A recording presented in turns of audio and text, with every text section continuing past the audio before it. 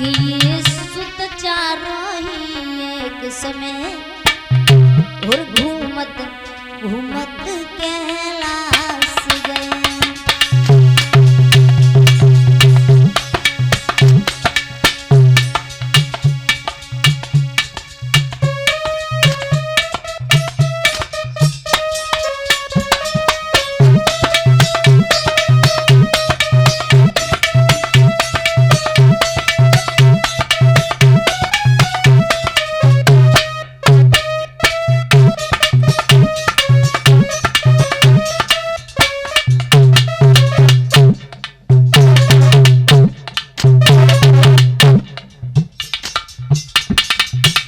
उन्होंने देखा है चारों ऋषि पहुंचे हैं। क्या देखा? ये सुत चारों ही एक समय घूमत घूमत कैलाश गए और जिन्हें देख कर गौरा किए मन अति बहुत निराश भये।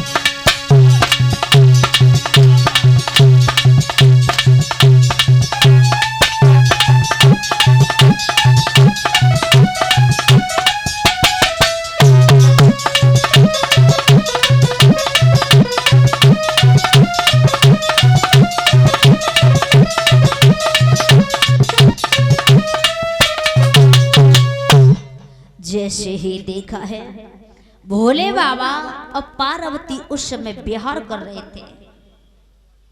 पार्वती नग्न अवस्था में थी। चारों ऋषियों को देखा शर्मिंदा हो गई। भोले बाबा से बाघम्बर छीनो है और बाघम्बर छीन करके अपने तन से लिपटा लिया है।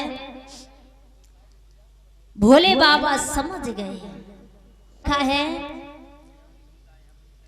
भोले बाबा ने श्राप दे दिया है। इधर ब्रह्मा जी ने अपने चारों पुत्रों को अपने पास बुलाया, सृष्टि की रचना कराने के लिए कहा। उन्होंने देखा ये तो सृष्टि के लायक नहीं है। एकदम मस्तक नीले रंग का पड़ गया, पसीना की बूंद जमीन पर गिरी है। रुद्रदेव प्रकट हो गए और जैसे रुद्रदेव प्रकट हुए हैं उसी समय वो पुत्र पैदा होते ही रोने लगा है। रोने लगा और ब्रह्मा जी से कहा है, बताया है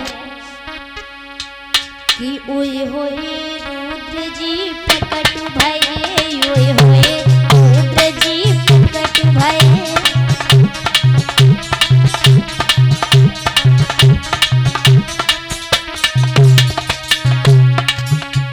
ब्रह्मा जी का जो पसीना जमीन पर गिरा उससे बच्चा प्रकट हुआ है और रोने लगा है। ओए होए रुद्र जी प्रकट भये, ओए होए रुद्र जी प्रकट भये।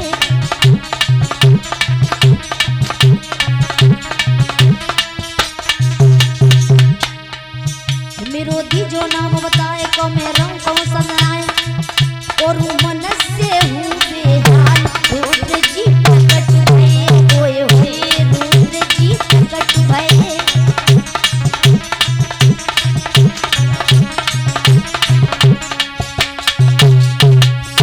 रोने के कारण रुद्रदेव नाम पड़ा है। उसने कहा कि दीन बंधु आपने प्रकट किया है तो बताओ कहाँ रहूं, क्या करूं। शोकदेव जी महाराज समझाते हैं कि हे राजन परिषद, रोने के कारण रुद्रदेव नाम पड़ा। 11 स्थान 11 पत्नियां दी और कहा आप सृष्टि की रचना आगे बढ़ाओ। सृष्टि की रचना आगे बढ़ाने लगे हैं। जैसा मन स्वभाव और वैसी औलाद पैदा होने लगी।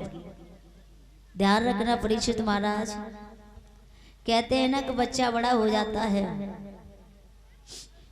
तो कहते हैं कि बच्चे की कमी होती है। बच्चे की कमी नहीं होती है। कभी बच्चे की कमी नहीं हो। क्योंकि जब देखा तब कहते हैं कि बच्चा या औलाद परेशान करती है। औलाद कभी किसी की परेशान नहीं करती है,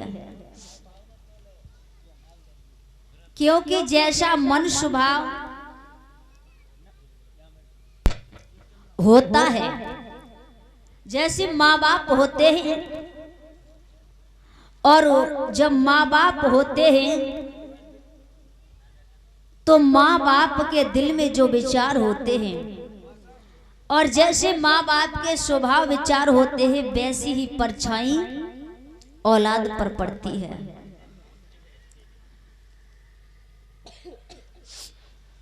माँ गर्भवती होती है और जब माँ गर्भवती होती है तो माँ अगर रोज कलेश करेगी तो क्रोधी औलाद पैदा होगी, और अगर भगवान का भजन करेगी, गुणगान करेगी, तो एक भगवान का भक्त पैदा होगा, चाहे लड़की हो चाहे लड़का। औलाद बड़ी हो जाती है, कमी देते हैं, कहते हैं कि हमारी तो औलाद ही निकम्मी है, हमारी तो औलाद ने हमें जीना हराम कर दिया है। तो कमी औलाद की नहीं है, क्योंकि माँ बाप का स्वभाव होगा, माँ बाप का चरित्र ठीक होगा, माँ बाप के विचार अच्छे होंगे, वो औलाद पर जरूर पड़ेंगे। माँ बाप पर जरूर, माँ बाप के संस्कार औलाद पर जरूर आएंगे, थोड़ी न थोड़ी झलक जरूर दिखाई देगी। अगर बाप शुरू से जुआ खेलता है तो बेटा सट्टो लगाए वो तो चालू कर ही देगो। अब बाप कहने लायक ही नहीं है। बाप यदि ये कहता है कि तू सट्टो क्यों लगाए रहो है, तो बेटा लौट के जवाब जरूर देगा कि तुम जुआ काहे को खेलते हो। तो कर्म करने चाहिए।